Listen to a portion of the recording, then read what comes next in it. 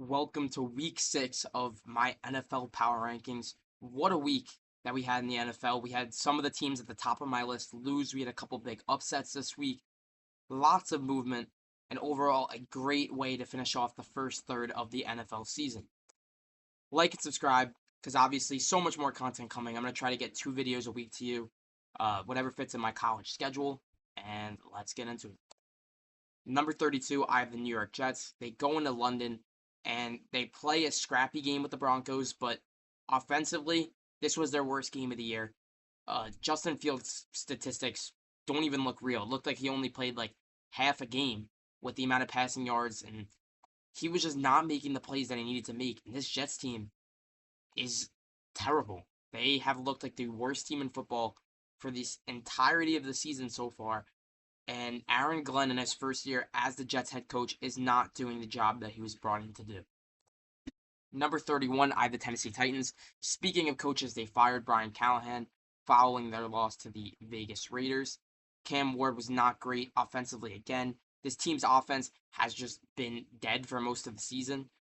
And defensively, they've been solid. They've kept them in games, but the typical Titans score this season has been they lose by multiple possessions and only put up 10 to 15 points. It's not going to be enough to win games in the NFL, and they're going to need to turn things around. Number 30, I have the Miami Dolphins. They had a great game from A-Chain, but lots of turnovers. They let up a 1-minute drill, basically, to the Chargers and lose their 5th game of the season. And Tua said it in the post-game press conference. Players are not taking this team serious, and that's the reason why they've been so bad. They're not showing up to players-only meetings. This Miami team has just not been good, and that's why they're at 30. Number 29, I have the Saints. They dropped their 5th game of the year to the Patriots, and in this game, it could have been a lot worse. Penalties helped keep this game close between the Saints and the Patriots. Solid play, but the Saints are just not talented enough to be competitive, and their whole role this season is just going to be playing close to contending teams and trying to perfect the tank for a solidified franchise quarterback. Number 28, I have the Cleveland Browns. They dropped 2 spots to 28. And Dylan Gabriel threw the ball so many times in this game, but it was either dropped by his receivers or it was just a bad throw. This Browns offense has looked dead the entire season. The Browns offense is just not good. They got to give the ball to Quinshon Judkins more. He's looked like the one bright spot on that Browns offense. And this Browns defense keeps them in games. And this was a winnable game against the Steelers. It's just the offense for the Browns has been horrendous through 6 weeks. Number 27, I have the Baltimore Ravens, who are 1-5 going into their bye week. They missed Lamar Jackson, and it showed. They get their first good defensive game against a great offense in the Rams. But offensively, Cooper Rush did not produce anything, and they had a bit of a spark with Tyler Huntley, but it came a little too late. And the Ravens have been the biggest disappointment in the NFL this season. They entered the bye week 1-5 and are going to need to win 9 out of their last 11 to probably make the playoffs. And this Ravens defense, I don't know if they have the capacity to provide that many good performances to help the Ravens get there. Number 26, I have the Cardinals, who had to go to Jacoby Brissett. He played well, but the Cardinals couldn't get it done against the Colts. This offense was solid in this game. They made plays. They lost Marvin Harrison to a concussion early, but they still put up 27 points, doing a great job. Defensively, it was one of the better units in the league going into this game, and they allowed 31 points, and that's not winnable football. The Cardinals' defense has shown potential, and if they play consistently, this team can jump back into the playoff race. Number 25, I have the Vegas Raiders. They jump up 4 spots. Finally, a consistent game from Geno Smith, who played pretty well in the win. And the Raiders are just a team that's there. They go into their game against Kansas City this week where the loser is going to be in a bad position. And the Raiders, it's looking like a must-win game this upcoming week. Number 24, I have the Giants. Lots of bright spots. Cam Skattebo and Jackson Dart have just been dynamic since they took over the starting roles around the same time. Skattebo had his best game of the season, and I would say Dart had his best game of the season as well, as they beat the divisional rival, the Eagles. They shocked them on Thursday night. And this Giants team is not as bad as they looked on paper through the first few weeks. This Giants team is pretty solid. and they could put up numbers offensively, and that's why I have them rising up 6 spots. Number 23, I have the Cincinnati Bengals. I moved them up 2 spots because I think they looked pretty solid with Joe Flacco under center. In the second half, their play calling was much better, and Joe Flacco had a great second half. And if this Bengals team gets consistent, good play calling and consistent quarterback play from Joe Flacco, they have a very good chance to win on Thursday. Their season is almost on the line. Cincinnati's really the only team that's in range of catching the Steelers this early, which is crazy, and they're going to need to win on Thursday. Number 22, I have the Dallas Cowboys. Dak Prescott continues MVP level play, but the defense can't get the stop when it matters.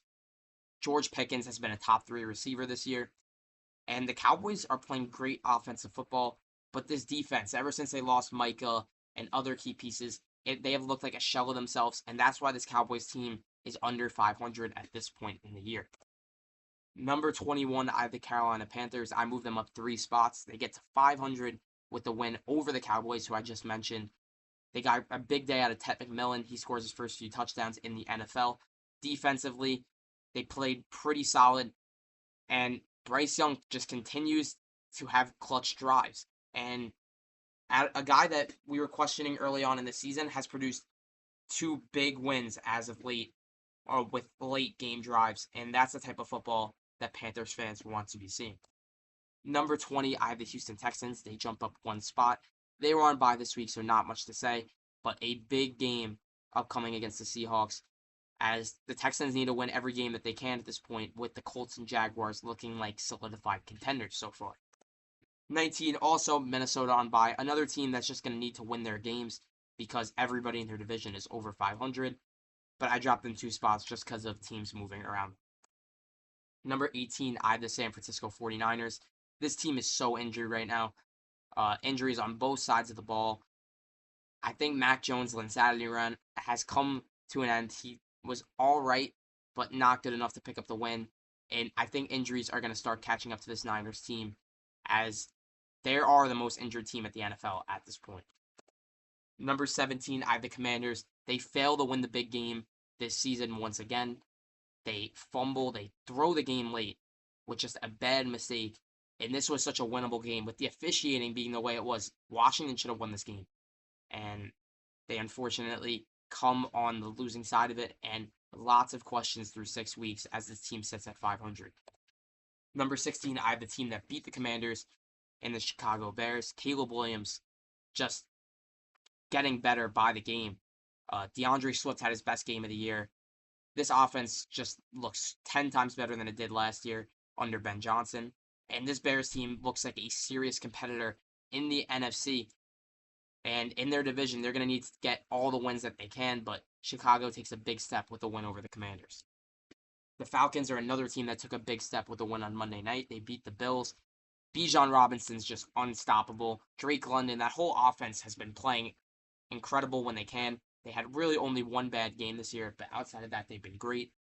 And the defense got turnovers in this game, and the Falcons just played a complete game, and that's the brand of football they want to be playing. Number 14, I have the Jaguars. The offense was not great in this one. The offense that they had against the Chiefs was just not there against the Seahawks. Offensive line was not great. I think Trevor Lawrence got sacked 7 times. But the bright spot, Brian Thomas Jr. had his first good game of the year. Jaguars fans love to see it because their star receiver had not been playing too well. In that game, he played his best game of the season. And defense, they just got to continue playing their brand of football and just getting more turnovers. And I think this Jaguars team will be fine. Number 13, I have the Seattle Seahawks, who beat the Jaguars. An incredible game from the duo of Sam Darnold and JSN. One of the better quarterback receiver duos in the league. JSN has been the best receiver in the NFL through 6 weeks. He's almost at 700 yards. He's having an outstanding year and is way ahead of the pack right now for the most yards. Defensively, I just spoke 7 sacks. This defensive front is scary, and once they get their secondary back, like a Devon Witherspoon and Julian Love, who have been hurt the past few weeks, this Seahawks team is going to continue to get more dangerous. Number 12, I have the New England Patriots, who jump up 2 spots with the win over the Saints. And they played their brand of football. Drake May just continues to be great. The defense, turnovers, it's Mike Vrabel football at its finest, and that's why this team has jumped to the AFC East lead through 6 weeks. Number 11, I have the LA Chargers, who they get a great game out of another running back in Kamani Vidal. Justin Herbert was clutch, and Ladd McConkey made his first great play of the season, kind of saving that game with that long catch and run. And the Chargers, once they get Joe Alt back, this team is going to be a lot scarier because the biggest problem has been Justin Herbert has less time in the pocket, and once he gets more time in the pocket, the Chargers will be fine, and that's why I have them at number 11. Starting off the top 10, I have the Los Angeles Rams. They jumped up 2 spots with their win over the Ravens. Not a great game offensively. Puka got hurt early, but then came back. But defensively, just dominating. They only held the Ravens to 3 points, and the Rams played a great game. And this team should have more wins than their record states because they should have won the 2 games that they lost. But this Rams team is looking very good, and they'll look to get the win in London against the Jaguars. Number 9, I have the Kansas City Chiefs. They jump back into the top 10. And really don't know what to think about this team, but this team just doesn't go away. They pick up a very convincing win over the Lions, and now with Rashee Rice coming back, the offensive woes that this team had is going to be no more. And this Chiefs team is really a contender. Once again, there was concern after that loss to the Jaguars, but little to no concern at this point. Patrick Mahomes is playing better than he had in the past few seasons, and this Chiefs team is still very scary. Number 8, I have the Steelers staying where they are. They pick up the win. Aaron Rodgers is on a mission in his last year of his career. He did not have to make too many plays in this game because their defense just dominated the Browns. But the Steelers are going to play this brand of football, and with how easy the AFC North is, this Steelers team has the potential to go on a run. And it starts with continuing to play this brand of football. They play the Bengals on Thursday night, and will try to jump out to a 3-game divisional lead at this point in the year, which is unbelievable. Number 7, I have the Green Bay Packers. They also played their brand of football. They held the Bengals to no points in the first half, and it let them back in the game, but big drives, big game from Josh Jacobs, and the Packers are a one-loss team and lead the NFC North. They have an easier stretch of games coming up. They just need to win their games, and this Packers team will look as dangerous as they did in the first 2 weeks. Number 6, I have the Denver Broncos, who are 4-2. They played a dogfight in London, and they won.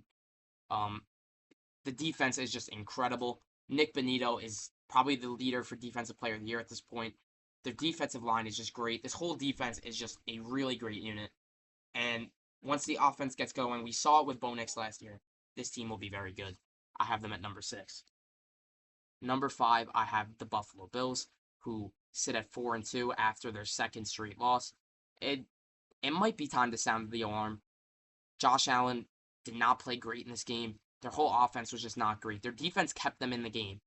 They kept it to 1 score late, and the offense just had lots of just drives that went nowhere in the fourth quarter, and that's something to be worried about if you're the Bills. But I still like this defensive performance that they had. If they can just stop the run, which Bijan Robinson took advantage of them, this team will be so much better. And we know that this offense is good. So a little cause for concern, but after their bye week this week, in week 7, they should be fine. Number 4, I have the Philadelphia Eagles. They dropped 2 spots. This is another team that we might have to sound the panic for, as Jalen Hurts just was not great on Thursday night. The defense, there's a bit of cause for concern. And this Eagles team that looked so scary after the first 4 weeks, but we saw little signs of inconsistency, and we've seen that on full display the last 2 weeks. This Eagles team is so much better than they've been playing, and let's see if they can turn it around against the Vikings in week 7. Another team that I thought was really dominating was the Lions, and they just did not show that on Sunday night against the Chiefs. They got played in that game. They did not get the defensive stops when they needed. This Lions defense has been all right, but not as good as we know they could be. And the offense that's so dynamic was just not great against the Chiefs. And it's the second game this season where the Lions have gotten outplayed. And they lost. They can't pull out the win here, but this team is still very dynamic. There's little cause for concern, as I have them at 3. Number 2, I have the Indianapolis Colts, Who would have thought? Daniel Jones leads a AFC leading team 6 weeks into the season. Jonathan Taylor leads the league in rushing yards. He's been outstanding. Tyler Warren has been an outstanding rookie tight end. This receiver core has been well. This offense is the best offense in the NFL through 6 weeks. Defensively, if they just patch up a few things, this Colts team is so scary. And Shane Steichen has really found a way to turn this team around in one season, basically. And the Colts are looking like the AFC's top dog through 6 weeks. And number one, the Tampa Bay Buccaneers. Baker Mayfield is playing on an MVP level right now. He's probably the MVP favorite. Bucky Irving's hurt, no problem. Rachaad White and Sean Tucker got him. Their top three receivers are hurt. We got Sterling Shepard and Tez Johnson making plays, and the Buccaneers are just outstanding. They're the best team in the NFL at this point. And if they beat the Lions this upcoming week, I'm pretty sure there will be no debate about the Buccaneers being the best team in football. And this defense has been playing well. This Tampa Bay team is the most complete team through 6 weeks, and they make their first appearance at number one on the power rankings. But that's going to do it for this week. I'm going to have another video coming up that's tier listing expectations on how teams have met them. And be on the lookout. That's going to come out on Thursday. Otherwise, comment if you disagree with me, and I will see you in the next Power Rankings.